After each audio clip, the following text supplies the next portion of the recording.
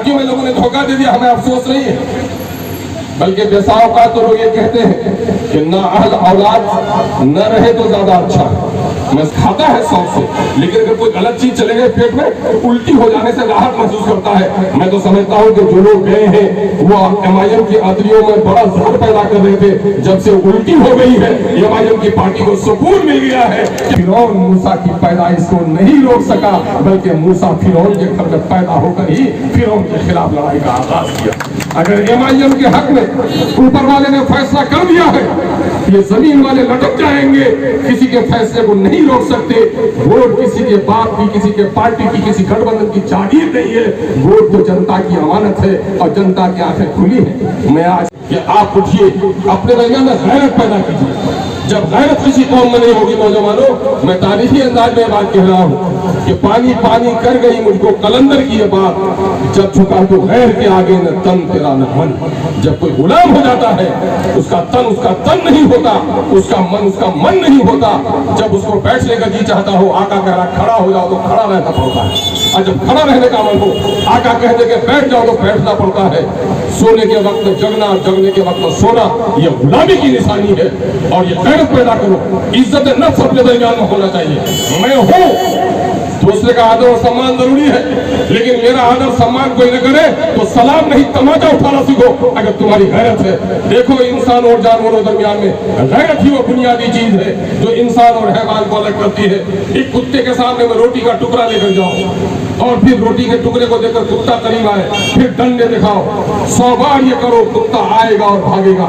लेकिन एक इंसान जिसके दरमियान में गैरत है, अगर 3 दिन का भूखा पड़ा है और दस्तरखान में बैठा कर उसके शान के खिलाफ, उसकी माँ उसके बाप के खिलाफ अगर तुमको तकलीफ का जुमला बोल दोगे, वो भूखा मर जाना पसंद करेगा, उस दस्तरखान से नवाला नहीं उठाएगा। और इस बेइज्जती के बाद भी अगर कोई नवाला उठाता है तो समझ लो कि कुत्ते की भी तो इज्जत हो सकती है, बेज़मीन की कोई इज्जत नहीं हो सकती। इसलिए अपने सफों में मैं हूँ, मेरा वजूद है, मेरी आबादी है तो मेरे हुकूक है, सीमांचल में हम है तो मेरी बात होनी चाहिए, मेरी खबरें छपनी चाहिए, मुझको मकान मिलना चाहिए।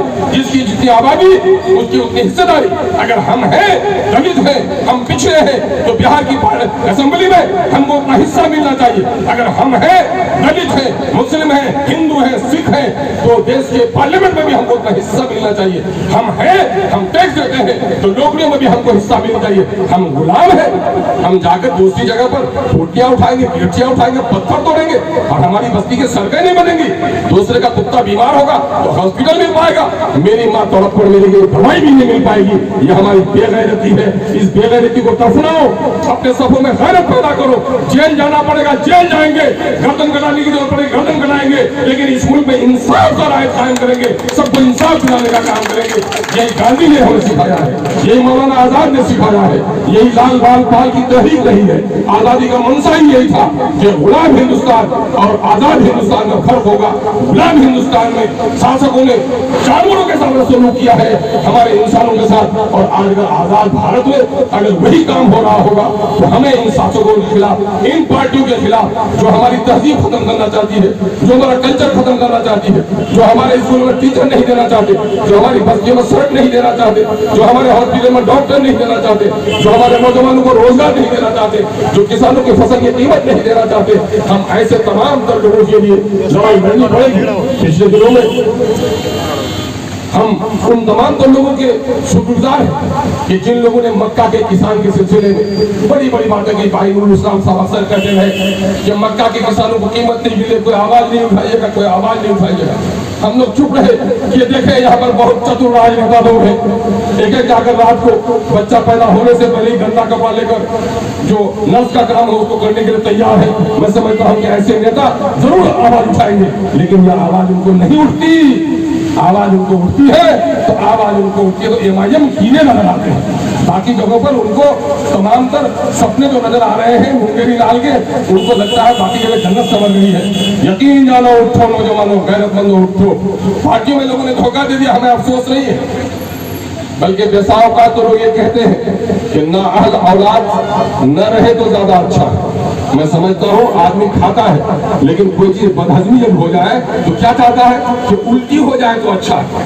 खाता है शौक से, लेकिन अगर कोई गलत चीज चले गए पेट में तो उल्टी हो जाने से राहत महसूस करता है। मैं तो समझता हूँ कि जो लोग गए हैं वो एमआईएम की आदरियों में बड़ा जहर पैदा कर रहे थे। जब से उल्टी हो गई है एमआईएम की पार्टी को सुकून मिल गया है कि अब कोई गलत चीज मेरे पेट में नहीं है। अब आज हर एक कार्यकर्ता और हर एक आदमी हमारा जिस जोश में है, जिस जज्बे में है, वो इस बात की अलामत है कि सीमांचल में ही नहीं पूरे बिहार में मजलूमों की आवाज हम उठा रहे हैं।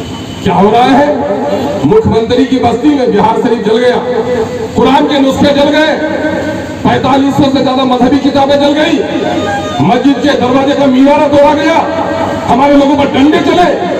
आज इन गुंडों की औलादों की जबान नहीं खुल पाई। आज जब जबान खुलती है तो एमआईएम के खिलाफ खुलती है, तो हाँ मुझे शुक्र पैदा हुआ।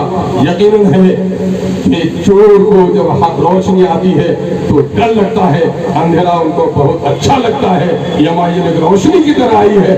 यकीनन है कि जो इस वक्त के लोग हैं उनको बड़ी परेशानी हो रही है, लेकिन मैं कहता हूँ कि तुमको परेशान होने की जरूरत नहीं है। एमआईएम के नौजवानों ये जानो कि हम और आप जिस तरह सारे इंसानों को एक माँ बाप की संतान समझते हैं, उस तरह से हम संसार में बसने वाले बहुत सारे लोगों का विश्वास ये है कि इस संसार का एक ईश्वर है। देखो फिरौन ने पहला लगा दिया था कि खबरदार, उसको कह दिया पेशीन गोई करने वाले तांत्रिकों ने कि इस साल जो बच्चा पैदा होगा बेटा, वो अगर जिंदा रहा तो तुम्हारे तख्त सल्तनत को बड़ा नुकसान पहुंचेगा। उसने पहरा बैठा दिया कि देखो इस साल बेटी पैदा हो जाए तो जिंदा छोड़ दो, लेकिन बेटा पैदा हो जाए तो किसी के घर में जिंदा मत रहने दो। ये फरमान फिरौन का आम था, लेकिन फिरौन मूसा की पैदाइश को नहीं रोक सका, बल्कि मूसा फिरौन के घर में पैदा होकर ही फिरौन के खिलाफ लड़ाई का आगाज किया।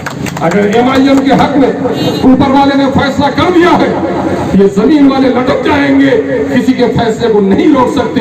वोट किसी के बाप की, किसी के पार्टी की, किसी गठबंधन की जागीर नहीं है। वोट तो जनता की अमानत है और जनता की आंखें खुली है। मैं आज सलाम करना चाहता हूँ प्रदेश में रहने वाले उन नौजवानों का, कुर्बानी देने वाले उन नौजवानों का, जो चाहे दिल्ली में हो, पंजाब में हो, रिक्शा चलाता हो, ठेला चलाता हो, पत्थर तोड़ता हो, चाहे कुवैत में हो, चाहे दुबई में हो, चाहे कतर में हो, सऊदिया में हो, चाहे अमेरिका में हो, आज वहां से एक ही बैठ कर देखता है तो उनकी आंखें खुली हुई हैं। उनके पास चौपाल में गप करने का फुर्सत नहीं है। वो जब अपने काम से आता है तो मोबाइल देखता है, अखबार की खबरें पढ़ता है। जब वो देखता है कि सारे लोग तो सत्ता के लिए लड़ रहे हैं, एक ही शख्स देश में जो जनता के लिए लड़ रहा है, उसका नाम बैरिस्टर सौदिन अवैसी है। नतीजा है कि वो खुदाई कौन, इन फरिश्तों की जमात आज एमआईएम के साथ है, दूसरों के साथ इब्लीस की जमात है, और हमारे साथ तो इन चाले मुसाफिर परदेसी फरिश्तों की जमात है। और परदेसियों की दुआ को अल्लाह कभी ना कबूल नहीं करता। इसलिए आप खुश हो जाइए और नए उमंग, नए हौसले के साथ बनिए। आज हम एजुकेशन की जो पॉलिसी पे लड़ रहे हैं, हम अपनी बहुत सारी बहनों, बहुत सारी बेटियों के सुहाग को उजड़ने के खिलाफ लड़ाई लड़ रहे हैं। हम बहुत सारे नौजवानों को न जाने इनका क्या रिएक्शन होगा अगर ये सीटेट और बीटेट करने के बाद बहाल नहीं हो पाएंगे। मैं उनके हक की लड़ाई लड़ रहा हूँ, मैं गरीबों के बच्चों के तालीम की लड़ाई लड़ रहा हूँ। यकीन जानिए ये बड़ी इबादत है जो मजलूमों के लिए इंसाफ की लड़ाई लड़ता है। और सीमांचल ही नहीं, पूरे देश में आज एमआईएम का नौजवान, चाहे गरीब हो या अमीर हो, नौजवान हो या लड़का हो, स्कूल में पढ़ने वाला हो, ठेला चलाने वाला हो, उसके जबान में एक ही बात है, ये मुल्क सबका बराबर है, सबको इंसाफ मिलना चाहिए। मजहब अपना अपना है, उस पर अमल करो, दूसरों की इज्जत करो, ये हमारा संविधान कहता है। इनकलाब जिंदाबाद, इनकलाब जिंदाबाद। हमने कह दिया था अपने पार्टी के लीडरों कि अपने नारे जो हैं अब हमारे घर घर में जाने चाहिए।